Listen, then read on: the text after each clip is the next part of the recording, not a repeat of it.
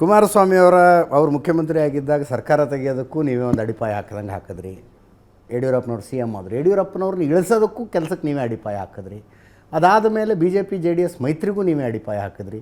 ಈಗ J D ಎಸ್ನಿಂದ ಶಾಸಕರನ್ನು ಕರ್ಕೊಂಬರ್ತೀನಿ ಅಂತಿದ್ದೀರಿ. ಅಂದರೆ ನೀವು ಬ್ಯಾಕ್ಗ್ರೌಂಡಲ್ಲಿ ಏನೇನು ಆಟ ಆಡ್ತಿದ್ದೀರಿ? ಅಲ್ಲ ಸರ್, ಕರ್ಕೊಂಬರ್ತೀನಿ ಅಂತಲ್ಲ ಸರ್. ಈಗ ನಾನೇನು ಹೇಳ್ತೀನಿ, ಈಗ ನಾನು ಯಾಕೆ ಬಂದೆ ಕಾಂಗ್ರೆಸ್ಗೆ ಅಂದರೆ ಸರ್ಕಾರ ಇದೆ, ನಾನು ಹೋಗಿ 4 ಜನಕ್ಕೆ ಕೆಲಸ ಮಾಡ್ಬೋದು, ಅಭಿವೃದ್ಧಿ ಕೆಲಸ ಮಾಡ್ಬೋದು. ನನಗೆ ಗೊತ್ತು, ನಮ್ಮೂರ ಕೆರೆ, ನಮ್ಮ ಸ್ವಂತ ಊರಲ್ಲಿ ಕೆರೆ ತುಂಬಿಸ್ಲಿಲ್ಲ 6-7 ವರ್ಷದಿಂದ. ನನ್ನ ಸ್ವಂತ ಊರಲ್ಲಿ ಒಂದು ಶೆಟ್ಟಿಕಟ್ಟೆ ಅಂತ ಒಂದು ಕೆರೆ ಇದೆ, ತುಂಬಿಸ್ಲಿಲ್ಲ. ನಮ್ಮ ಹುಡುಗರು ಇವತ್ತು ಕೇಳಿದ್ರು, ಅಣ್ಣ ನೀನು ದಯವಿಟ್ಟು ನಮ್ಮ ಬೋರೆಲ್ಲ ಬತ್ತೋಗಿಬೇಕಣ್ಣ, ನಾಳೆಯಿಂದ ನೀರು ಬಿಡ್ಸೋಣ ಅಂತ. ಸೊ ಜನಗಳಿಗೆ ಎಷ್ಟು ಕಾನ್ಫಿಡೆನ್ಸ್ ಅಂದರೆ ಬಿಡಿಸ್ತೀನಿ ಬಿಡಯ್ಯ ನಾಳೆಯಿಂದ, ಒಂದ್ಯಾರು ಇಂಜಿನಿಯರ್ ಕರೆದು ಮಾತಾಡ್ತೀನಿ ಅಂತ ಅಂದೆ. ಯಾಕೆ ಅಂತ ಅಂದರೆ ನಮ್ಮ ಪಬ್ಲಿಕ್ ಕಮಿಟ್ಮೆಂಟು ನಮಗೆ ಗೊತ್ತು ಯಾವ ಥರ ಓಟಾಗಿ ಪರಿವರ್ತನೆ ಆಗ್ತವೆ ಅಂತ. ಈ ಜೆ ಡಿ ಎಸ್ ಒಪ್ಸಿಟ್ಕೊಂಡು ನೆಕ್ಸ್ಟ್ ಚುನಾವಣೆಗೆ ಹೋಗೋರು ಯಾರು ಸರ್?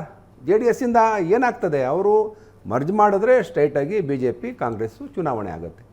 ಈ 3ನೇವ್ರಿಗೆ ಈ ಇದೇನು ಭವಿಷ್ಯ ಇಲ್ಲ. ಹಂಗಾಗಿ ಅವರು ಹೊಸ ಶಕ್ತಿ ತುಂಬಬೇಕು ಅಂತ ನಿಖಿಲ್ ತಂದು ರಾಜ್ಯಾಧ್ಯಕ್ಷರು ಮಾಡಬೇಕು ಅಂತ ಆಲೋಚನೆ ಮಾಡಿ ಏನೇನೋ ಸರ್ಕಸ್ ಪಾಪ ಅವರು ಮಾಡ್ತಾಯಿದ್ದಾರೆ. ಬಟ್ ಕುಟುಂಬದ ಪರಿಮಿತಿಯಿಂದ ಆಚೆ ಬರದೇ ಹೋದ್ರೆ ಅವರು ಪಾರ್ಟಿ, ಮತ್ತು ಅವ್ರನ್ನ ಯಾರೂ ನೆಮ್ತಾನೂ ಇಲ್ಲ. ಈಗ ಭಾಳ ಜನ ವಿರೋಧಿಗಳಾಗೋಗಿದ್ದಾರೆ.